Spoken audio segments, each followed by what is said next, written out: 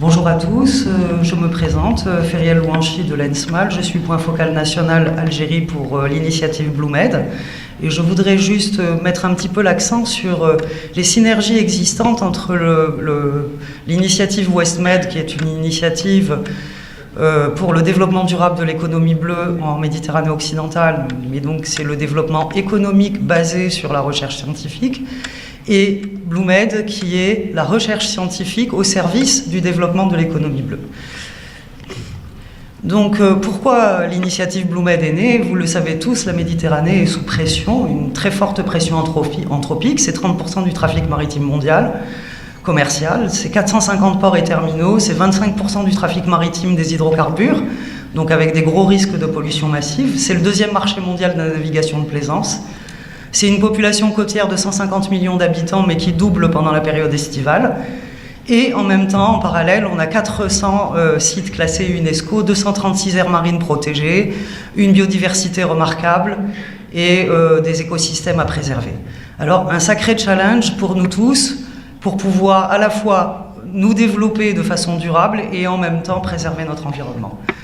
Dans BlueMed, comme l'a expliqué Andrea juste avant moi, l'initiative s'articule autour de 4 plateformes qui sont les plateformes connaissances, économie, technologie et une plateforme transversale.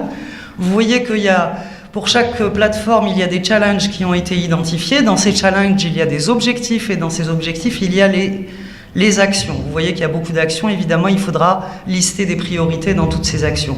Ce que je voulais vous montrer, c'est que dans ces actions qui ont été identifiées dans BlueMed, il y a les objectifs WestMed ou les priorités WestMed sur la gauche du tableau et vous avez les actions BlueMed qui existent déjà dans l'agenda stratégique de recherche et d'innovation et donc les synergies, j'allais dire naturelles, qui existent entre ces deux programmes. Quand on parle de développement de pôles d'activité maritime, WestMed, je sais, met l'accent sur le réseau de ports WestMed et puis sur le réseau de clusters maritimes avec l'échange de données économiques pertinentes, etc. Nous avons dans la plateforme économique au moins 2 challenges, 5 objectifs et 22 actions qui sont autour du développement des pôles d'activité maritime, c'est-à-dire des synergies scientifiques, par exemple, entre la science, l'industrie, les décideurs et la société civile, mieux connaître les pressions, ou mieux analyser les pressions sur les pôles maritimes pour pouvoir faire une meilleure planification maritime spatiale ou une meilleure gestion intégrée des zones côtières, et le développement d'outils d'aide à la décision, par exemple pour la sélection des sites de développement maritime. Bon, il y en a d'autres, hein. Je vais juste vous montrer que les synergies sont importantes. Quand on parle de la deuxième priorité de WestMed, qui est la biodiversité et la conservation de l'habitat marin, c'est la mise en œuvre, bien sûr, des conventions de Barcelone, du plan d'action pour la Méditerranée et d'autres initiatives aussi. Et puis le réseau des AMP à l'échelle du bassin ouest méditerranéen. Dans la plateforme connaissance de BlueMed, on retrouve 9 objectifs, 4 challenges, 43 actions, et y compris l'analyse des routes d'invasion pour les espèces invasives, les impacts du climat sur les écosystèmes marins et le potentiel des développements des biotechnologies bleues. Si on parle de consommation et production durable, là il est clair que toutes les plateformes de BlueMed, d'une façon ou d'une autre, en filigrane, parlent de cette consommation et de production durable et au travers par exemple des programmes pédagogiques qui sont prévus dans le cadre du développement ou du renforcement des capacités à l'échelle méditerranéenne pour la recherche et l'innovation en économie bleue. La technologie de recyclage des déchets ou l'innovation en production marine, y compris les énergies marines renouvelables. Donc, il y a un gros panel sur le développement des pêcheries durables et des communautés côtières, des pêcheries et de l'aquaculture durable et des communautés côtières, qui rejoint tout à fait les actions identifiées dans BlueMed pour la plateforme économie. Et donc, il y a au moins 24 actions, les approches écosystémiques pour les pêches, donc tout le développement de la recherche autour des approches écosystémiques pour les pêches en Méditerranée, des systèmes innovants pour l'aquaculture, comme la réduction des déchets, les recherches sur les aliments, ou les valorisations biotechnologiques des bioressources marines.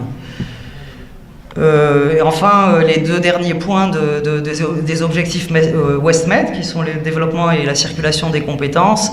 Bon, ça c'est évident, le BlueMed c'est un réseau de scientifiques, c'est un réseau de laboratoires et d'universités de recherche.